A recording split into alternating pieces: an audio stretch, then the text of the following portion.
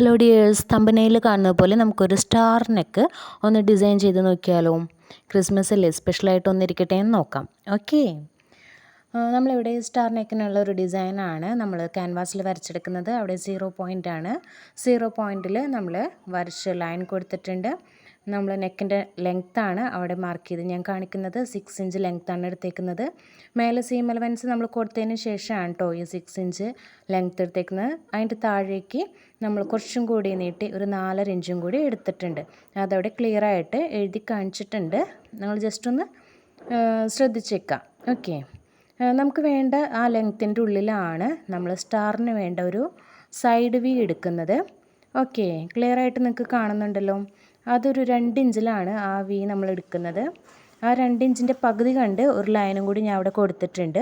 ആ ലൈനിൽ ആ വീൻ്റെ പകുതിക്ക് കണ്ട് ഒരു 1.25 ഒരു ലൈൻ എടുത്തിട്ടാണ് നമുക്ക് വീൻ്റെ ഒരു ഷാർപ്പായിട്ടുള്ള പോയിൻ്റ് ഞാനവിടെ മാർക്ക് ചെയ്ത് കൊടുത്തിരിക്കുന്നത്. ക്ലിയർ ആവുന്നുണ്ടല്ലോ. പിന്നെ നമ്മൾ സൈഡിലേക്ക് അതിന് വേണ്ട ഒരു സീം അലവൻസാണ് മാർക്ക് ചെയ്ത് കൊടുത്തിരിക്കുന്നത്. കറക്റ്റ് ആ സ്റ്റാറിൻ്റെ ഷേപ്പിലല്ല നമ്മൾ സൈഡിനുള്ള സീം അലവൻസ് കൊടുത്തിരിക്കുന്നത്. ഓക്കെ, ജസ്റ്റ് ഒരു ലൈൻ കൊടുത്ത് നമ്മൾ കട്ട് ചെയ്തെടുത്തിരിക്കുകയാണ്. ഇനി നമുക്ക് ആ ഒരു സ്റ്റാറിൻ്റെ ഷേപ്പിലാണ് കട്ട് ചെയ്തെടുക്കേണ്ടത്. അപ്പോൾ മേലെയുള്ള 1/2 inch seam allowance shoulder stitch ചെയ്തെടുക്കാനുള്ള ആ ഒരു പോർഷൻ നമ്മളവിടെ നിർത്തിക്കൊണ്ടാണ് ബാക്കിയുള്ള ആ ഒരു ഡിസൈൻ നമ്മൾ കട്ട് ചെയ്തെടുക്കുന്നത്. ആ ഡിസൈൻ എങ്ങനെയാണ് കട്ട് ചെയ്യുന്നതെന്ന് ശ്രദ്ധിച്ചേക്കണേ. ഓക്കെ, ഞാൻ ആ ഒരു താഴേക്കുള്ള ഒരു ലെങ്ത് ഉണ്ടല്ലോ അത് മൊത്തം അങ്ങനെ കട്ട് ചെയ്തെടുക്കുകയാണ്. അതായത് 6 ഇഞ്ച് പ്ലസ് 4.5 ഇഞ്ചും കൂടി ഇൻക്ലൂഡ് ചെയ്തിട്ടുണ്ടല്ലോ, അത് രണ്ടും കൂടി ഇൻക്ലൂഡ് ആയിട്ടുള്ള ആ ഒരു പോർഷൻ ഞാൻ കട്ട് ചെയ്തെടുക്കുകയാണ്.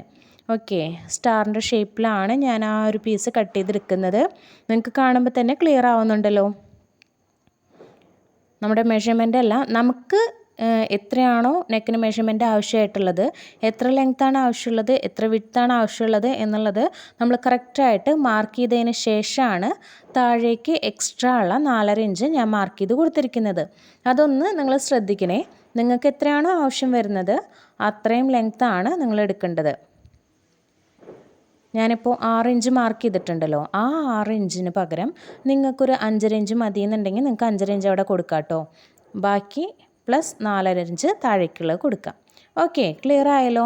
ഇതിപ്പോൾ നമുക്ക് ആ ഒരു സ്റ്റാറിൻ്റെ ഷേപ്പ് നമുക്ക് കിട്ടിയിട്ടുണ്ട്. ഇനി ഈ ഷേപ്പിന് നമ്മൾ സാധാരണ ക്യാൻവാസ് ഫാബ്രിക്കിലേക്ക് വെച്ച് അയൺ ചെയ്തെടുക്കുന്നത് പോലെ തന്നെ ഈ ഒരു പീസും നമ്മൾ ക്യാൻവാസിലേക്ക് വെച്ച് അയൺ ചെയ്തെടുക്കുകയാണ്. അതിനുശേഷം ക്യാൻവാസ് വെച്ച പീസ് സൈഡെല്ലാം ഫിനിഷ് ചെയ്തെടുത്തതിന് ശേഷം നമ്മൾ ഏത് പീസിലേക്കാണോ നമുക്ക് നെക്ക് വെച്ചെടുക്കേണ്ടത് എന്നുണ്ടെങ്കിൽ ആ ഒരു പീസിലേക്ക് ഈ ക്യാൻവാസിനെ സാധാരണ ചെയ്യുന്നത് പോലെ തന്നെ നമ്മൾ വെച്ച് സ്റ്റിച്ച് ചെയ്തെടുക്കുകയാണ്. ഈ സ്റ്റാറിൻ്റെ ഷേപ്പിലാണ് നമ്മൾ സ്റ്റിച്ച് ചെയ്തെടുക്കുന്നത്. ക്യാൻവാസിലേക്ക് ഒട്ടും തന്നെ സ്റ്റിച്ച് കയറുന്നില്ല. ക്യാൻവാസിൻ്റെ തൊട്ടരികത്ത് കൂടെയാണ് നമ്മൾ ആ സ്റ്റിച്ച് ചെയ്ത് പോരുന്നത്. നിങ്ങൾക്ക് കാണുമ്പോൾ ക്ലിയർ ആവുന്നുണ്ടല്ലോ.